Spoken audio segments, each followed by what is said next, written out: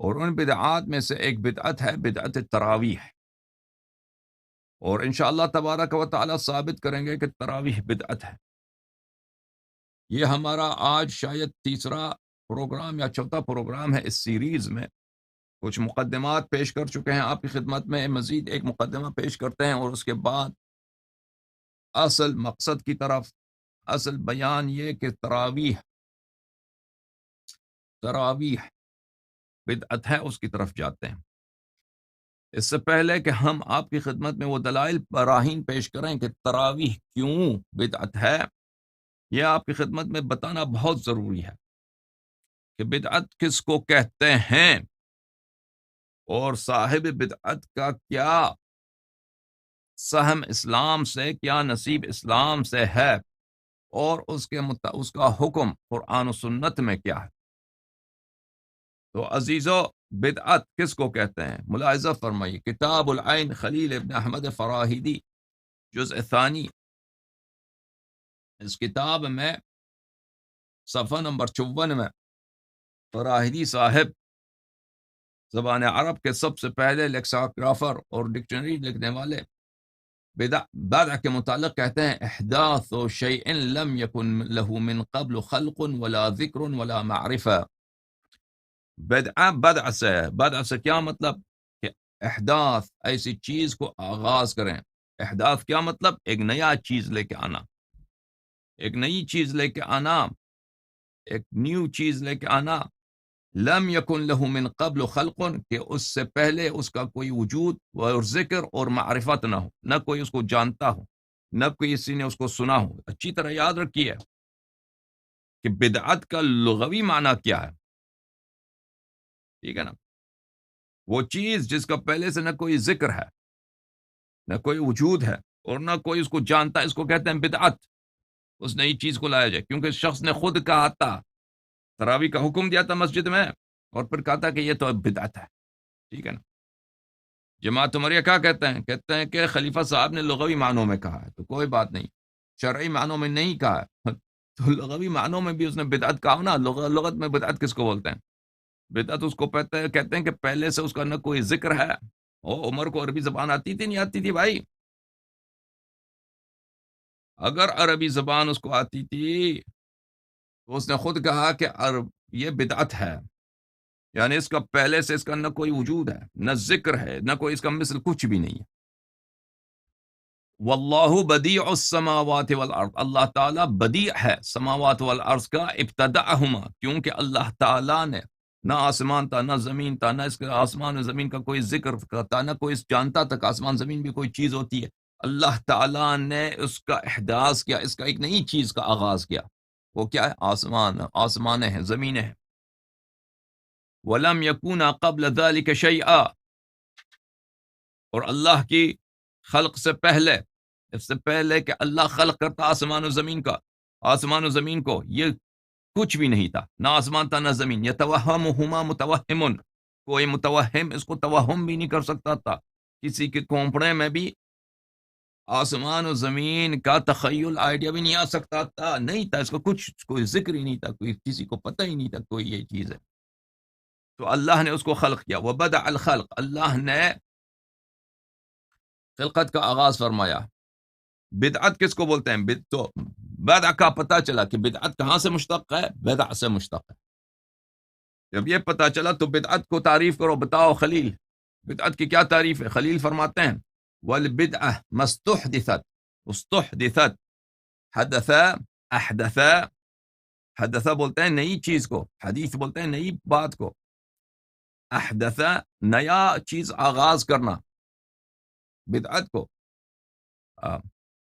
احداث بھی کہتے ہیں اسی لیے کہ بدعت نئی چیز ہوتی ہے۔ اچھا، بدعت بولتے ہیں مستحدثت، وہ چیزیں نئی جو پہلے نہیں تھی، نئی چیز لائی گئی بعد رسول اللہ صلی اللہ علیہ وآلہ، رسول پاک صلی اللہ علیہ وسلم کے بعد ان چیزوں کا آغاز کیا گیا ہے۔ من احواء و اعمال، ہوا کی احوا، ہوا کی جمع، ہوا کس کو بولتے ہیں؟ نفس کی میل شہوات کی طرف، نفس کی میل، نفس کا رجحان شہوت کی طرف، اس کو بولتے ہیں ہوا۔ احوا انہی خواہشات کے جمع ہے. اچھا، تو وہ خواہشات اور وہ اعمال، کیونکہ اس میں حکمت تو ہے نہیں، جو بدعت ہے اس میں وہ تو ایک حکمت تو ہے نہیں، اس میں نور تو ہے نہیں، اس میں تقوی تو ہے نہیں، تو وہ کیا ہے؟ وہ کسی کا شہوت کی طرف میل ہوگا، شہوت کی طرف اس کا رجحان ہوگا. بھلے، تو بدعت اس کو بولتے ہیں جو آغاز کیا جائے رسول پاک صلی اللہ علیہ وآلہ وسلم کے بعد. وہ کیا ہوتے ہیں؟ احوا ہوتی ہیں. وہ کیا ہوتے ہیں؟ گٹیا خواہشات اور اعمال. وَيُجْمَعُ عَلَى الْبِدْعِ، اور اس کی جمع ہے بدعہ. بدع، بدعت کی جمع کیا ہے؟ بدع. ملاحظہ فرمائیے عزیزو، الصحاح تاج اللغة والصحاح العربیہ، تألیف اسماعیل ابن حماد الجوہری، تحقیق احمد عبد الغفور عطار، چاپ دار العلم للملائین، الجزء الاول. ملاحظہ فرماؤ جناب، یہاں پر باب العین میں ابدعت الشیء فرمایا اخترعته لا على مثال. ہاں، اختراع کرنا، انوینٹ کرنا، کریٹ کرنا کسی مثال کے بغیر، کہ اس کی مثال پہلے نہیں تھی، یعنی ایسی چیز پہلے نہ ہو، اس کو آغاز کرو. اس کو کیا بولتے ہیں؟ انک ابدعت الشیء، آپ نے کسی چیز کا ابداع کیا ہے. بدعت کس کو بولتے ہیں؟ صفحہ نمبر 1184، صحاح اللغہ جوہری صاحب کی. الحدث فی الدین، نئی چیز دین میں بعد الاکمال. بدعت کس کو بولتے ہیں؟ الحدث فی الدین، حدث یعنی نئی چیز. دین کامل ہو چکا ہے، نبی صلی اللہ علیہ وآلہ وسلم دنیا سے چلے گئے، کوئی وحی نہیں آئے گی کسی صحابی پر، ٹھیک ہے نا؟ تو نیا نماز کا آغاز کیا ہے، نیا نماز بنا دیا، نئی نمازیں بناتے جا رہے ہیں. تو اس کو کیا کہیں گے؟ اس کو کہیں گے بدعت. نئی چیز، دین جو کامل ہو چکا ہے، اس کے بعد اس میں اضافہ کرو، اس میں لگاؤ، اس میں اضافہ کرو، اس کو کیا بولتے ہیں؟ اس کو بولتے ہیں حدث. اچھا عزیزو، یہ سمجھ آ گئی آپ کو؟ جب یہ بات آپ کو سمجھ آئی ہے تو آپ کو آپ دکھاتے ہیں کہ بلی، کہ یہ احادیث رسول پاک صلی اللہ علیہ وآلہ وسلم نے فرقہ عمر یعنی صحیح اسانید کے ساتھ نقل کیا ہے کہ بلی بدعت محدثہ انسان کو جہنم کی طرف لے کے جاتا ہے. کتاب ہے سنن النسائی، ملاحظہ فرماؤ عزیزو، سنن النسائی، چاپ دار احیاء تراث العربی. ٹھیک ہے عزیزو، سنن النسائی دیکھا آپ نے؟ یہاں پر آپ کو لیے چلتے ہیں صفحہ نمبر 280 میں، بلکہ 281 میں. صفحہ نمبر 281 میں کیف الخطبہ، رسول پاک صلی اللہ علیہ وآلہ وسلم ان کا خطبہ کیسے تھا. جابر عبداللہ نے روایت کی کہ رسول پاک صلی اللہ علیہ وآلہ وسلم نے خطبہ اراد فرمایا ہے. اس کے بعد فرمایا وَشَرُّ الْأُمُورِ مُحْدَثَاتُهَا، شر الامور، سب امور میں بدترین، سب امور میں بدترین کیا ہے؟ محدث امر ہے. محدث بدعت کو بولتے ہیں. ابھی آ جائے گا انشاءاللہ. ابھی میرے ساتھ آپ جو ہے نا، یہ آپ کے گروہ میں رہے، ہم ابھی آپ کو دکھائیں گے. شر الامور، سب سے بد، سب سے شر، سب سے گندا، سب سے گٹھیا، سب سے اللہ کے نزدیک مبغوض کیا ہے؟ محدثات. محدثات، محدث کس کو بولتے ہیں؟ بدعتوں کو بولتے ہیں. وَكُلُّ مُحْدَثَةٍ بِدْعَةٍ، ہر محدثہ، ہر چیز وہ جو اللہ کی جانب سے نہیں ہے، لوگ دین میں داخل کریں، وہ کیا بدعت ہے. محدثہ بھی بدعت کو بولتے ہیں، بدعت بھی محدث کو بولتے ہیں. تو یہ اس میں جو ہے کہ مبتدا اور خبر میں ایک طرح سے کیا ہے؟ ایک طرح سے وحدانیت ہے، مصداق کے لحاظ سے بھی، مفہوم کے لحاظ سے بھی. اچھا، وَكُلُّ بِدْعَةٍ ضَلَالَةٍ، اور ہر بدعت گمراہ، ہدایت نہیں ہے، گناہ ہے، اور گمراہی ہے، اور معصیت ہے، اور طغیان ہے، اور تمرد ہے. سمجھ میں آئی نا؟ بدعت عبادت نہیں ہے. بدعت کیا ہے؟ بدعت ضلالت ہے، گمراہی ہے، سبب غضب الہی ہے. اچھا، وَكُلُّ ضَلَالَةٍ فِي النَّارِ، گمراہی کہاں آپ کو لے کے جائے گا؟ جہنم. بالخصوص وہ شخص جو آغاز کرنے والا ہے بدعت کا، وہ تو بالکل اب ماننے والے جنہوں نے اس کی اتباع کی ان کو سمجھ نہیں آئی، وہ تو سمجھے شاید کہ مثلا یہ سنت ہے، لیکن جس شخص نے یہ آغاز کیا ہے اس کو تو پتا تھا کہ یہ سنت نہیں ہے، ٹھیک ہے نا؟ کل جو بھی شخص بدعت کی اتباع کرتا ہے جان کر کے بدعت ہے، وہ تو جہنمی ہے، اللہ کے دین کا دشمن ہے، وہ کافر ہے، اس میں شک ہی نہیں، ٹھیک ہے نا؟ لیکن جو نہیں جانتا پھر اس کے پاس تو کچھ عذر ہے، اللہ اس کے ساتھ اللہ جو کچھ کرے گا انصاف کے ساتھ کرے گا، لیکن جو اس نے آغاز کیا ہے اس پہ تو اس کا جرم تو سب سے بڑا ہے۔ اچھا، یہ حدیث آپ نے دیکھا میرے معزز ناظرین، کیا یہ حدیث صحیح ہے سنن نسائی میں یا حدیث صحیح نہیں ہے؟ ملاحظہ فرماؤ، کتاب ہے سنن النسائی، اچھا سنن النسائی ہے، تالیف محمد ناصر الدین الالبانی کی، انہوں نے تالیف احمد بن شعیب نسائی کی ہے، بس اس نے کیا ہے وہ پیسے بنانے کے لیے وہ البانی نے، کیونکہ کتاب چھاپو اس سے پیسے ملتے ہیں، تو اس نے اس کو دو ٹکڑے کر دیے سنن نسائی کو، ایک ضعیف ایک صحیح، ٹھیک ہے نا؟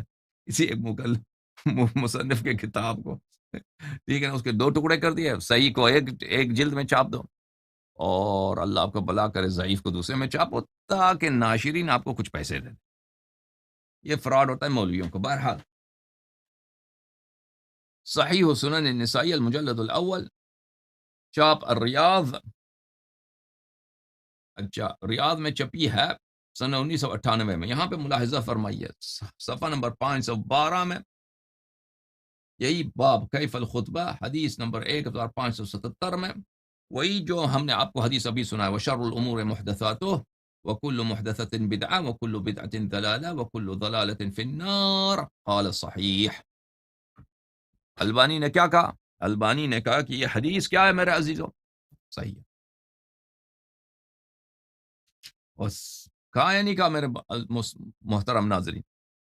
اچھا، اب آپ کہیں گے کہ بھئی آپ نے غلط ترجمہ کیا ہوگا، اللہ یاری جو ہے شیعہ ہے، رافضی ہے، اس کو تو شیعہ مولوی بھی نہیں مانتے، شیعہ مولوی کیوں نہیں مانتے؟ اب کو سوچا ہو بھائی، او مومنین، او شیعو، تم نے سوچا ہے کہ شیعہ مولوی اللہ یاری کو کیوں نہیں مانتے؟ میں کوئی بدعت لے کے آیا ہوں؟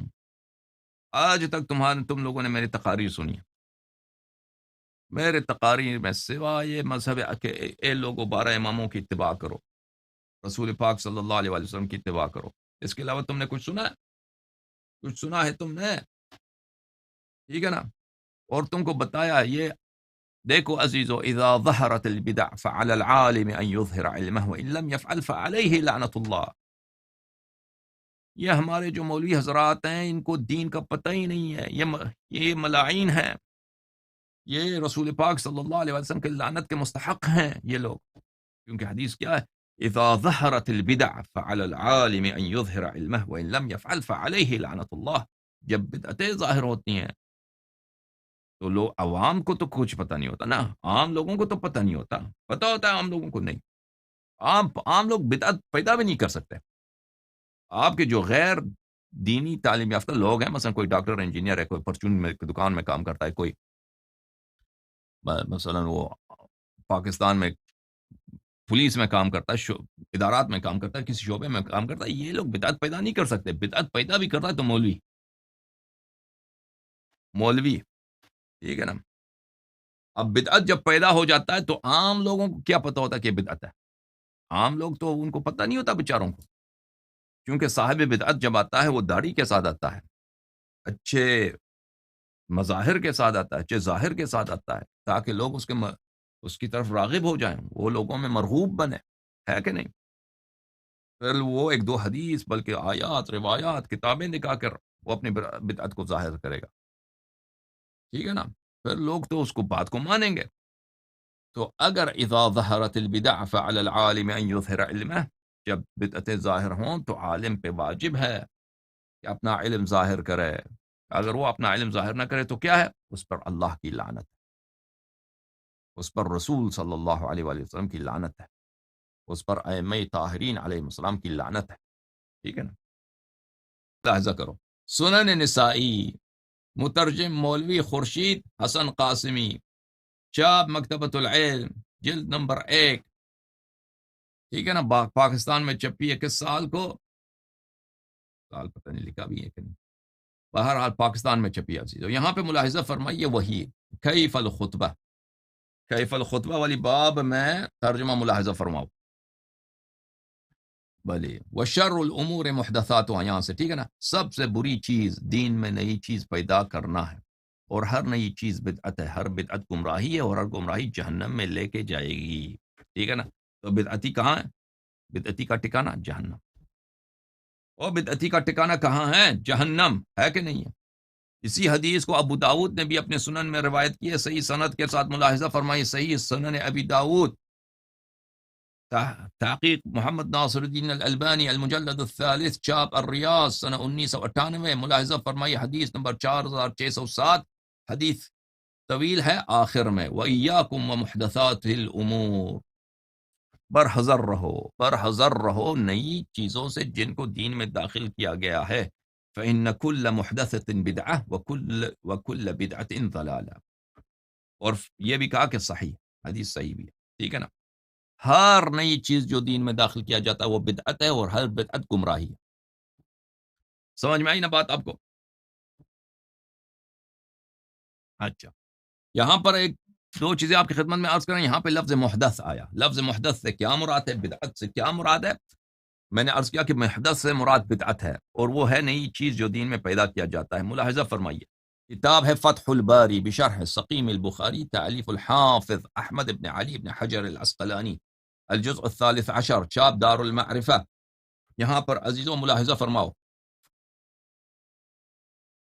صفحہ نمبر 253 میں ابن حجر کیا فرماتے ہیں؟ والمحدثات، والمحدثات بفتح الدال، محدث نہیں کہنا، محدث بفتح الدال، جمع محدثہ، یہ محدثہ کی جمع ہے. والمراد به ما احدث، اس سے مراد کیا ہے؟ وہ نئی چیز جو پیدا کیا جاتا ہے. اچھا. وَلَيْسَ لَهُ فِي الْأَصْلٌ فِي الشَّرْعِ، اور اس کی شریعت میں کوئی اصل ہے ہی نہیں. نئی چیز آپ پیدا کرتے ہیں جس کی شریعت میں ہے ہی نہیں. وَيُسَمَّى فِي عُرْفِ الشَّرْعِ بِدْعَةٌ، اسی محدث کا نام شرعی اصطلاح، اس کا نام کیا ہے؟ بدعت. بس بدعت اور محدثہ میں کوئی فرق نہیں ہے. اسی محدثہ کو شرعی اصطلاح میں بدعت کہیں گے. وَمَا كَانَ لَهُ أَصْلٌ يَدُلُّ عَلَيْهِ الشَّرْعُ فَلَيْسَ بِبِدْعَةٍ، جو چیز جو اسلام میں ہے وہ بدعت نہیں ہے، جو شریعت میں ہے وہ بدعت نہیں ہے. ہاں شریعت میں نہیں ہے، اس کو آپ اپنی جیب سے پیدا کرو تو وہ بدعت ہے. فَالْبِدْعَةُ فِي الشَّرْعِ مَذْمُومَةٌ، بدعت شرع میں کیا ہے؟ مذموم ہے. فَبِخِلَافِ اللُّغَةِ فَإِنَّ كُلَّ شَيْءٍ أُحْدِثَ عَلَى غَيْرِ مِثَالٍ يُسَمَّى بِدْعَةً سِوَاءٌ كَانَ مَحْمُودًا أَوْ مَذْمُومًا. تو شریعت میں، دین میں اگر کوئی نئی چیز پیدا کیا جاتا ہے یہ مذموم ہے، یہ بری بات ہے. لیکن لغت میں اس کا مطلب یہ نہیں کہ لغوی لحاظ سے کہ حتمن مذموم ہے. جو چیز نئی پیدا کی جاتی، نئی چیز جو پیدا کی جاتی ہے وہ دیکھا جائے گا نا، دین کے دائرے سے باہر، لغوی لحاظ سے جو ایک نئی چیز ہے جو پہلے سے اس کی کوئی مثال نہیں ہے. ہو سکتا ہے وہ اچھی چیز ہو سکتا ہے اب پہلے گاڑی نہیں تھا، کسی نے گاڑی بنا دی بھائی، ٹھیک ہے. ایئرپلین نہیں تھا، ایئرپلین بنا دیا. ٹیلی فون نہیں ہے، ٹیلی فون بنا دیا. تو بجلی نہیں تھا، بجلی بنا دیا. تو یہ جو چیز نہیں بنائی جاتی ہے یہ لغوی لحاظ سے بری نہیں ہے، لیکن دین کے دائرے میں جو آتے ہیں تو یہ مذموم ہوتا ہے. اچھا میرے عزیزو، تو جب یہ پتہ چلا، ملاحظہ فرمائیے کہ اللہ تعالیٰ سورہ مبارکہ المائدہ میں اللہ تعالیٰ کا ارشاد ہے، اعوذ باللہ من الشیطان الرجیم، الیوم اکملت لکم دینکم واتممت علیکم نعمتی ورضیت لکم الاسلام دینا. کہ اے لوگو، میں نے آپ کا دین آج آپ کے لیے کامل کر دیا ہے، اور میں نے اپنی نعمت تمہارے لیے تمام کر دی ہے، اور میں اسلام سے میں راضی ہوں. تو اللہ نے اپنی دین کامل کر دیا. تو اگر دین ناقص ہوتی، دیکھو عزیزو، اگر دین ناقص ہوتی نا کہ اللہ نے ناقص جوڑ دیا، تو پھر وہ ایک ناقص چیز ہے بھائی، وہ اس میں کمی ہے، کاستی ہے، اس میں ڈیفیشنسی ہے. اس ڈیفیشنسی، اس کمی کو دور کرنے کے لیے پھر آپ کو بھی اگر محنت کرتے ہیں تو چلے کوئی گنجائش ہوتی. لیکن جب اللہ نے کہہ دیا، جب اللہ نے اعلان کر دیا کہ میں نے یہ دین کامل کر دیا ہے، تو پھر تو اس میں کوئی اضافہ کر سکتا ہے.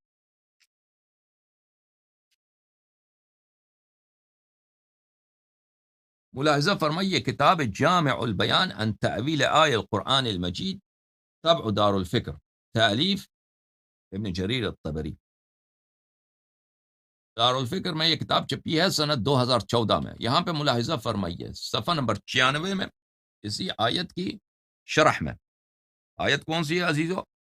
الیوم اکملت لکم دینکم، اسی کے شرح میں وہ ابن عباس سے ایک حدیث نقل کرتے ہیں، حدیث نمبر 8709۔ ابن عباس فرماتے ہیں الیوم اکملت لکم دینکم هو الاسلام، دین سے کیا مراد ہے؟ دین اسلام۔ قال، اللہ فرماتے ہیں اخبر اللہ نبیہ صلی اللہ علیہ وآلہ وسلم والمؤمنین، اللہ تعالیٰ نے اس آیت کریمہ میں بیان فرمایا ہے، خطاب فرمایا ہے، خبر دی ہے، کس کو؟ نبی صلی اللہ علیہ وآلہ وسلم کو اور اہل ایمان کو۔ کیا خبر دی ہے؟ خبر یہ دی ہے انہو قد اکمل لہم الایمان، کہ اللہ تعالیٰ نے ایمان کو کامل کر دیا ہے، فلا یحتاجون الی زیادت ابدا، بس کسی کو حاجت نہیں ہے، کسی کو بلی مزید کسی چیز کی ضرورت نہیں ہے، کہ شریعت میں نقصان ہے اس کو کیا کر دیں، نمازیں کم ہیں اس کو نمازیں مزید ایک دو بنا دیں، ٹھیک ہے، مزید واجبات محرمات وغیرہ ہم بناتے جائیں، جس کی وقد اتمہ اللہ عز ذکرہ، اللہ تعالیٰ نے دین کو تمام بنا دیا، فلا ینقصہ ابدا، پر یہ دین کبھی اللہ تعالیٰ اس دین کو کبھی کم نہیں کیا ہے، کبھی کم نہیں کرے گا، وقد رضیہ اللہ فلا یسقطہ ابدا، اور اللہ تعالیٰ وہ دین جو نبی کریم صلی اللہ علیہ وسلم پہ نازل ہوئی ہے اس سے راضی ہے، جو اس دین کا اتباع کرے گا کبھی اللہ تعالیٰ اس پر غضب نہیں کرے گا۔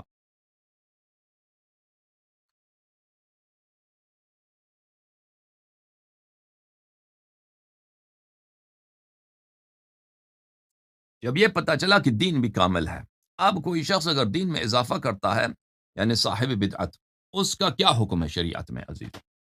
کیا وہ مسلمان ہے؟ کیا اس نے اچھا کام کیا ہے، نیکوکار ہے، اس کو جزا ملے گا، اس کو اجر ملے گا، یا اس کو سزا ملے گی، یا وہ برا آدمی ہے؟ ملاحظہ فرمائیے سورہ مبارکہ مائدہ آیت نمبر 44 میں، اعوذ باللہ من الشیطان الرجیم، ومن لم يحکم بما انزل اللہ، ہاں بدعتی کیا ہوتا ہے؟ بدعتی ایک چیز جو اللہ نے نہیں فرمایا، رسول صلی اللہ علیہ وآلہ وسلم نے نہیں فرمایا، اس کو اس نے دین میں داخل کر دیا کہ یہ اللہ نے فرمایا ہے، ٹھیک ہے نا؟ پر اس نے کیا کہا؟ اس نے وہ چیز جو اللہ نے نہیں کہا ہے اس نے وہ کہا ہے، ٹھیک ہے نا؟ بدعت کا تو یہی مطلب ہے۔ آیت کیا فرماتا ہے؟ آیت مبارکہ یہ فرماتا ہے وَمَن لَمْ يَحْكُمْ بِمَا أَنزَلَ اللَّهُ، وہ شخص جو حکم نہ دے اللہ کے دین کے مطابق، اللہ اور رسول صلی اللہ علیہ وآلہ وسلم کے فرمائشات کے مطابق، فَأُولَئِكَ هُمُ الْكَافِرُونَ، پس وہ ہی کافر ہیں، وہ کافر ہیں۔ ملاحظہ فرمائیے اس کا ترجمہ دوسروں نے کیسا کیا، ملاحظہ یہ ہے سورہ مائدہ مختلف تراجم ہے نا، وَمَن لَمْ يَحْكُمْ بِمَا أَنزَلَ اللَّهُ فَأُولَئِكَ هُمُ الْكَافِرُونَ۔ ملاحظہ فرمائیے مثلا طاہر قادری صاحب نے اس طرح ترجمہ کیا، اور جو شخص اللہ کے نازل کردہ حکم کے مطابق فیصلہ و حکومت نہ کرے سو وہی لوگ کافر ہیں، ٹھیک ہے نا؟ بدعتی کیا ہوتا ہے؟ بدعتی اللہ کے حکم کے مطابق وہ فیصلہ نہیں کرتا، فیصلہ کرتا نہیں، وہ اپنے احوا کے مطابق، اپنے شہوت کے مطابق اس نے ایک نیا مثلا نماز بنا دی، ایک نئی عبادت بنا دی، بدعت بنا دیا، اس نے پیدا کر دیا، ٹھیک ہے نا؟ وہ تو اللہ کے فرمان کے مطابق تو فیصلہ نہیں، بدعت کا مطلب یہی۔ تو دیکھو وہ شخص جو اللہ کے نازل کردہ حکم کے مطابق فیصلہ و حکومت نہ کرے سو وہی لوگ کافر ہیں۔ جالندری کیا فرماتے ہیں؟ جالندری فرماتے ہیں اور خدا کے نازل فرمائے ہوئے احکام کے مطابق حکم نہ دے تو ایسے ہی لوگ کافر ہیں، ٹھیک ہے بھائی؟ ایک مرتبہ پھر سنو، اور خدا کے نازل فرمائے ہوئے احکام کے مطابق حکم نہ کرے تو ایسے ہی لوگ کافر ہیں۔ بدعتی کیا ہوتا ہے؟ بابا جی اور میرے معزز ناظرین، جو بدعتی ہوتا ہے وہ اللہ کے نازل کردہ حکم کے مطابق فیصلے نہیں سناتا، تو وہ کیا ہے؟ بس کافر ہے۔ صحیح عزیز یا نہیں؟ اچھا مزید ملاحظہ فرمائیں کہ بدعتی کا کیا حکم ہے۔ وَمَنْ أَظْلَمُ مِمَّنِ افْتَرَى عَلَى اللَّهِ كَذِبًا أَوْ كَذَّبَ بِآيَاتِهِ إِنَّهُ لَا يُفْلِحُ الظَّالِمُونَ۔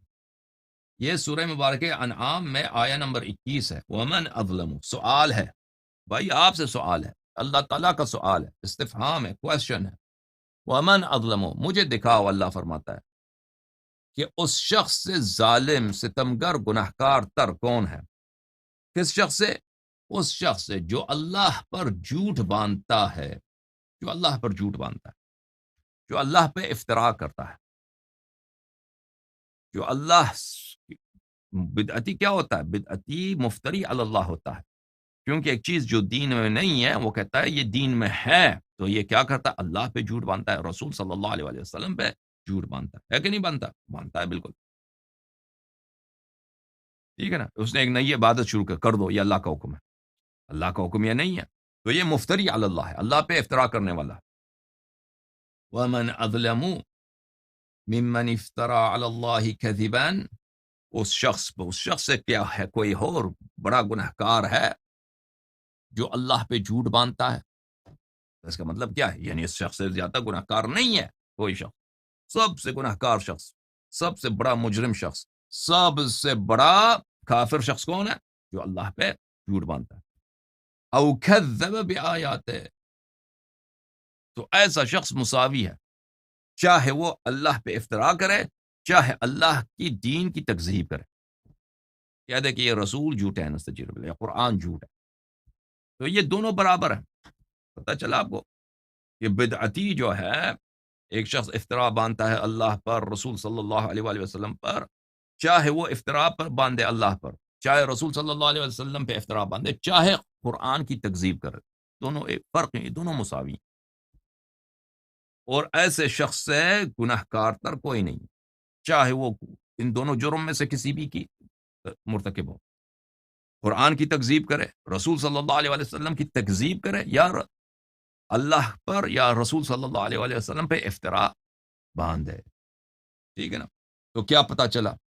کیا پتا چلا کہ بدعتی کافر ہوتا ہے؟ بدعتی کیا ہوتا ہے؟ کافر ہوتا ہے۔ انہو لا یفلح الظالمون، انہو لا یفلح الظالم، یہ ظالم ہے اور یہ اہل نجات نہیں ہے۔ اچھا، یہاں پہ ایک نقطہ عرض کروں کہ جو بدعتی ہوتا ہے تعویل کے ساتھ، دیکھیں تعویل کرتا ہے، وہ نہیں کہتا کہ میں نے اللہ پہ جھوٹ باندھا ہے، وہ کہتا ہے اللہ تعالیٰ نے اس کو فرمایا ہے، یہ آیت اس کی دلیل ہے، یا قرآن کی آیت اس کی دلیل ہے، ٹھیک ہے نا؟ تو پھر وہ ہے بدعتی، یعنی اس کا اس نے جو بنایا ہے، فرض کریں ایک حکم اس نے بنایا، وہ ہے بدعتی، لیکن اس کے پاس کیونکہ تعویل ہے، وہ اس کے سمجھ میں نہیں آ رہا بات، تو اس لحاظ سے اس کے پاس عذر ہے۔ وہ اس طرح نہیں ہے کہ اس نے اللہ پہ افتراء کیا ہے، اس نے جھوٹ باندھا اللہ پر، یا اس نے تکذیب کی ہے نبی صلی اللہ علیہ وآلہ وسلم پر۔ سمجھ میں آ رہی نا بات آپ کو؟ ایک شخص ہے، اس کو خود پتہ ہے کہ رسول اللہ صلی اللہ علیہ وآلہ وسلم نے یہ نماز نہیں پڑھائی ہے، تو میں اس نماز کا آغاز کرتا ہوں، پھر کہتا ہوں یہ بدعت، کتنا پیارا بدعت ہے، ٹھیک ہے نا؟ تو وہ تو مفتری ہے، لیکن ایک شخص دوسرا بعد میں آتا ہے، کہتا ہے رسول اللہ صلی اللہ علیہ وسلم نے یہ نماز شاید پڑھائی ہے، تو وہ اس کا حکم فرق کرتا ہے کفر کے لحاظ سے، سمجھ میں آئی نا؟ تو ہر طرح کا جو بدعتی ہوتا ہے وہ کافر نہیں ہوا کرتا۔ ملاحظہ فرمائیے اس آیت کی کا ترجمہ، ومن اظلم ممن افترى على الله كذبا او كذب بآیات۔ فرض دیکھیں، جالندری صاحب نے، یا ابو العلا مودودی کو چلو پڑھتے ہیں، اور اس شخص سے بڑھ کر ظالم کون ہوگا جو اللہ پر جھوٹا بہتان لگائے یا اللہ کی نشانیوں کو جھٹلائے، یقیناً ایسے ظالم کبھی فلاح نہیں پا سکتے، ٹھیک ہے نا؟ باقی ابھی یہ اسی طرح کے اس سے قریب ترجمے ہیں۔ تو کیا ثابت ہوا؟ صاحب بدعت کا کفر۔ ملاحظہ فرمائیے مزید سورہ عنکبوت میں آیہ نمبر 68 میں، ومن اظلم ممن افترى على الله كذبا او كذب بالحق لما جاءه اليس في جهنم مثوى للكافرين، اس شخص سے کون بڑا گنہگار ہے، ظالم ہے، جو اللہ پہ جھوٹ باندھتا ہے، یا جب حق اس کے پاس آتا ہے، نبی کریم صلی اللہ علیہ وآلہ وسلم کی رسالات، قرآن مجید، براہین، بینات آتے ہیں، تو کہتا ہے سب جھوٹ ہے، سب جادو ہے۔ ایسے شخص سے زیادہ گنہگار کون ہے؟ کیا جہنم کافرین کا ٹھکانہ نہیں ہے؟ تو پتہ چلا بدعتی کیا ہوتا ہے؟ کافر ہوتا ہے۔ یہ واضح ہے عزیزوں۔ ملاحظہ فرمائی اگلی آیات، سورہ شورى میں آیہ نمبر 21، ام لہم شرکاء شرعوا لہم من الدین ما لم یأذن بہ اللہ، بھلے یہ جو انہوں نے اپنا دین بنایا ہے، عبادتیں بنائی ہیں، کیا ان کے پاس اللہ کے علاوہ اور بھی اللہ کے شرکاء ہیں؟ کیونکہ اللہ کے پاس سے تو یہ شریعت نہیں آئی، یہ جو بدعت ان لوگوں نے بنائی ہے اللہ کی جانب سے نہیں آئی ہے، تو ہو سکتا ہے کہ اللہ کا مثلا اگر شریک ہے تو اس شریک نے بھیجا، تو کیا ان کے پاس اللہ کے ساتھ شرکا ہیں کہ وہ عبادات، وہ چیزیں جو اللہ نے اس کی تشریح نہیں فرمائی ہے، اللہ نے اس کو حکم نہیں دیا، یہ اس کی اتباع کرتے ہیں؟ ملاحظہ فرمائیے، تو یہ بھی کفر میں صریح ہے آیت۔ ملاحظہ فرمائیے اس کا ترجمہ،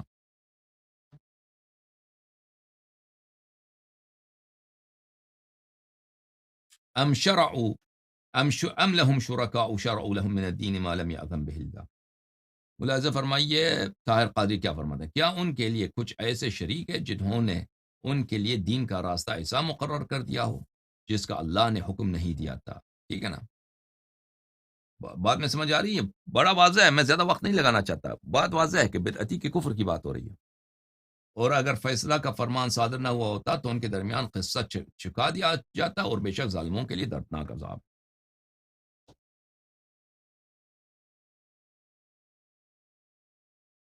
اچھا عزیزو، تو یہ صاحب بدعت کے کفر کے لیے واضح دلائل اور براہین ہے۔ ملاحظہ فرمائیے یہ کتاب ہے میرے معزز ناظرین، مجموعۃ الفتاوی لابن تیمیہ الحرانی، یہ جزء نمبر 3 ہے مجموعۃ الفتاوی ابن تیمیہ صاحب کی، جو چپی ہے سنہ 1907 بلکہ 2005 میں چپی ہے، بلی الوفا للطباعۃ والنشر وہاں پہ چپی ہے، وہاں منصورہ مصر میں چپی ہے۔ اچھا، یہاں پہ ملاحظہ فرمائیے صفحہ نمبر 167 میں ابن تیمیہ فرماتے ہیں وَالْإِنسَانُ مَتَى حلل الحرام المجمع علیہ او حرم الحلال المجمع علیہ او بدل الشرع المجمع علیہ، انسان جب حلال کو، وہ حلال جو اجماعی حلال ہے، اس کو حرام بنا دیتا ہے، اور حرام کو جو سب جانتے ہیں کہ یہ حرام ہے اس کو وہ حلال بنا دیتا ہے، یا وہ شریعت جس پہ اجماع ہے اس کو تبدیل کر دیتا ہے، اس کو چینج کر دیتا ہے، ٹھیک ہے نا، کان کافرن مرتدا باتفاق الفقہاء، یہ اجماع ہے اس مسئلے پر، کہتا ہے اجماع ہے مسئلہ کہ وہ شخص کافر ہے، مرتد ہے۔ دیکھیں اب ہم آپ کے خدمت میں پیش کریں گے تراویح کا جس وقت آغاز کیا گیا تھا وہ اسی طرح تھا جس کا یہ بیان کر رہے ہیں، ابھی وہ دلائل آئیں گے انشاءاللہ تبارک و تعالی۔ وفی مثل هذا، اس کے متعلق نزل قوله على احد القولین، بلے ومن لم يحكم بما انزل الله فاولئك هم الكافرون، اي هو المستحل للحكم بغیر ما انزل الله۔ اچھا،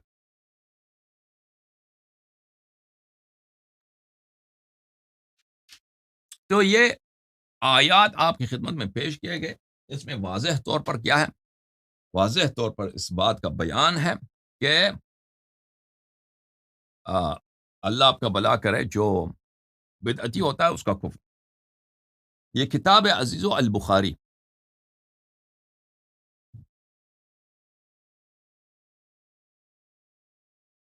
کتاب البخاری، چھاپ دار احیاء تراث العربی،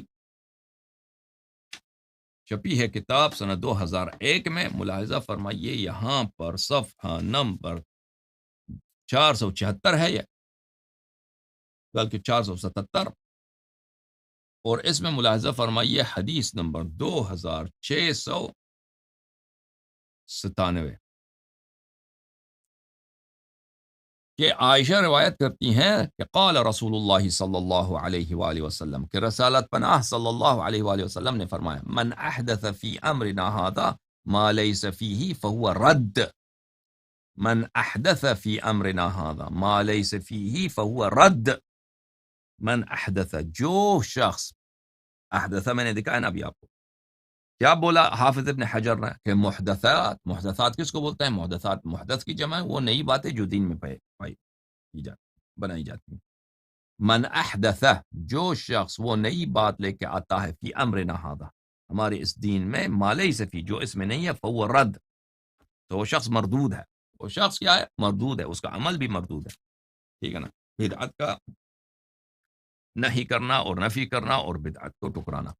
ملاحظہ فرمائیے یہ کتاب ہے بخاری مع ترجمہ، ترجمہ ہے، ترجمہ و شرح شیخ محمد داود راز صاحب کی، تو چھپی ہے کتاب مرکزی جمعیت علماء اہل حدیث ہند میں۔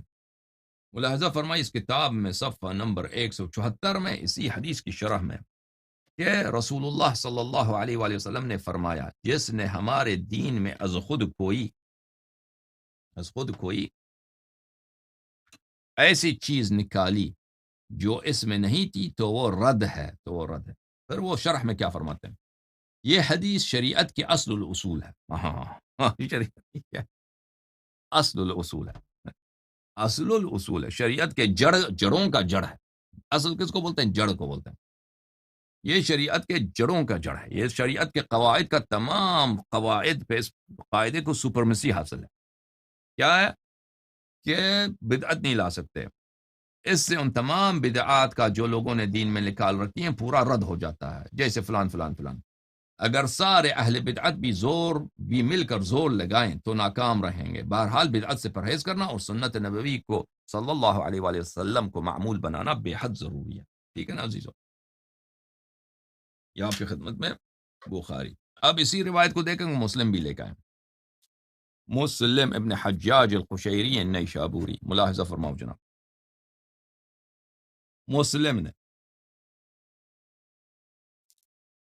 مسلم شاپ دار الفکر جو چھپی ہے سنہ 2010 میں، 2010، ٹھیک ہے نا بھائی۔ یہاں پہ ملاحظہ کریں عزیزوں، کتاب الاقضیہ، حدیث 1718، باب نقض الاحکام الباطلہ۔ اچھا، 1718، قال، عائشہ نے کہا، قال رسول اللہ صلی اللہ علیہ وآلہ، من احدث فی امرنا هذا ما لیس منه فهو رد۔ اور اگلا والا بھی یہی ہے، من عمل عملا لیس علیہ امرنا فهو رد۔ جو شخص وہ کام بجا لائے جس پہ ہمارا حکم نہیں ہے تو وہ مردود ہے، وہ قابل قبول نہیں ہے۔ ملاحظہ فرمائی، یہ کتاب ہے مسلم بشرح النووی، شاپ دار الفکر، المجلد السادس۔ یہاں یہ کتاب چھپی ہے سنہ 1429، 2008 میں، دارالفکر بیروت لبنان میں، اسی حدیث کی شرح میں، بلی، من احدث فی امرنا هذا ما ليس منه فهو رد، من عمل عملا ليس عليه امرنا فهو رد۔ اس کی شرح میں فرماتے ہیں، قال اہل العربیہ الرد هنا بمعنى المردود، رد سے مراد کیا ہے؟ مردود۔ فهو رد یعنی فهو مردود، جو شخص اس دین میں بدعت داخل کرتا ہے وہ مردود ہے، ہاں، مردود ہے۔ تو جس کو رسول صلی اللہ علیہ وسلم نے مردود کیا، جس کو قرآن نے تکفیر کیا، تو وہ مسلمان کیسے ہو سکتا ہے؟ ہے ہو سکتا ہے؟ نہیں۔ اچھا، وهذا الحدیث قاعدۃ عظیمۃ من قواعد الاسلام، یہ حدیث جو ہے ایک بہت عظیم قاعدہ ہے، بہت عظیم پرنسپل ہے اسلام کے پرنسپلز میں سے۔ وهو من جوامع کلمہ صلی اللہ علیہ وآلہ، یہ جوامع الکلم میں سے۔ جوامع الکلم کیا بولتے ہیں؟ معنی، الفاظ مختصر، معانی بے حد زیاد۔ یہ رسول پاک صلی اللہ علیہ وسلم کے معجزات میں سے فرمایا، اعطیت جوامع الکلم، اللہ نے مجھے جوامع الکلم دیا۔ جوامع الکلم کیا؟ الفاظ موجزہ، معانی کثیرہ، ابحار من المعانی، الفاظ موجز مختصر، معانی مختصر الفاظ میں بے نہایت زیاد۔ اچھا، فإنه صریح فی رد کل البدع والمخترعات، یہ حدیث جو ہے رد ہے، صریح رد کرتا ہے ہر بدعت اور ہر مخترع چیز کو۔ بلے وفي الرواية الثانية زيادة، وهي أنه قد يعاند بعض الفاعلين في بدعة سبق إليها، فإذا احتج عليه بالرواية الأولى قال أنا ما أحدث شيئا، فيحتج عليه بالثانية۔ کہتا ہے دوسری روایت میں ایک نئی بات ہے، وہ کون سی نئی بات ہے؟ وہ یہ ہے کہ من عمل عملا ليس عليه امرنا، کیونکہ جو بدعتی لوگ ہوتے ہیں تو جب کہتے ہیں کہ بھائی یہ بدعت ہے، تو وہ کہتے ہیں میں نے اس کا آغاز تھوڑی کیا، پہلے سے تھا۔ تو دوسری روایت پہ کے ساتھ اس پہ استدلال کریں گے کہ جو شخص وہ عمل بجا لائے جس پہ ہمارا حکم نہیں ہے، رسول پاک صلی اللہ علیہ وسلم کا حکم نہیں ہے، تو وہ مردود ہے، وہ مردود ہے. تو اس کا بہانہ پھر ختم ہو جاتا ہے کہ بھئی میں اس کا آغاز میں نے تو نہیں کیا تھا. سمجھ میں آئی نا بات آپ کو؟